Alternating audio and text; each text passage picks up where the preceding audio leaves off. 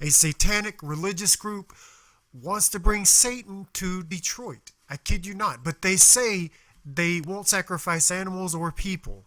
A new religious group aims to bring the devil to Detroit. The Satanic Temple today remarks the launch of its first chapter outside New York.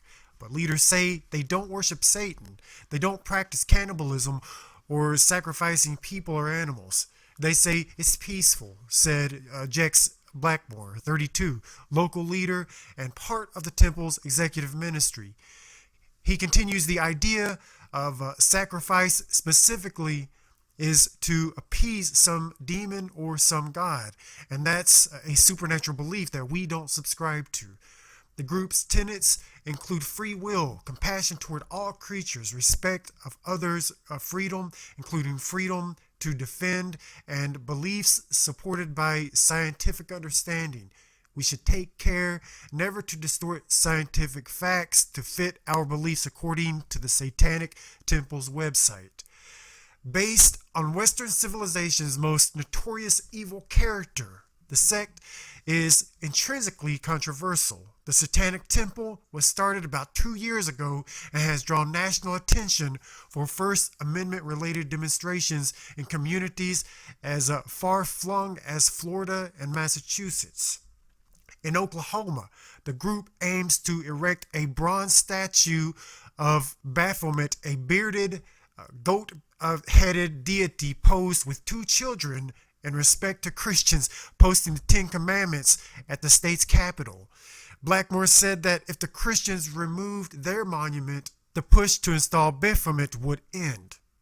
Charles Haynes, a senior scholar at the First Amendment Center in Washington, D.C., said Friday that the Satanists reflect the increasing diversity in America, a country founded on religious freedom as Protestant Christianity influence has lessened.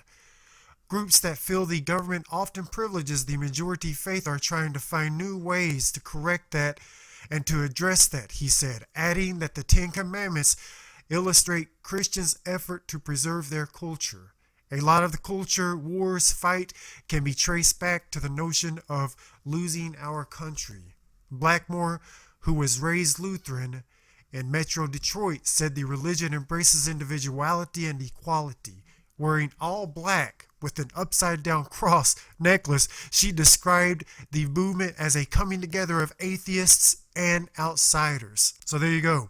The satanic group is mostly made up of atheists and outsiders, she says. We believe in a metaphorical literary construct of Satan, she said. He's a symbol of rebellion, a symbol of human nature, the thirst for knowledge. The Reverend Chris Yaw of St. David's Episcopal Church in Southfield said Satanists worshiping Satan actually is quite rare. Instead, it tends to be a back to nature kind of thing.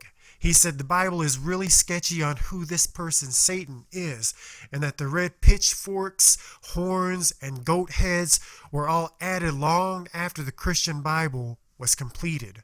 You wonder who is drawn to celebrate evil? Y'all said, we pledge not to honor those things that are working against the good. He'd happily go out to lunch with the Satanists to learn why they're drawn to it, as he too is on a spiritual journey, y'all said. The challenge of Christianity that has been the dominant religion in this country is to be accepted and loving of all people and whatever religion they want to practice, y'all said. Jesus didn't give me the right to judge other people. Blackmore said the temple's plans for Michigan include offering same-sex wedding ceremonies and advocating for women's rights, in particular opposing on religious grounds the informed consent laws requiring that women receive abortions be given certain information. She also is working on plans to volunteer at local animal shelters and provide other needed community service in Detroit.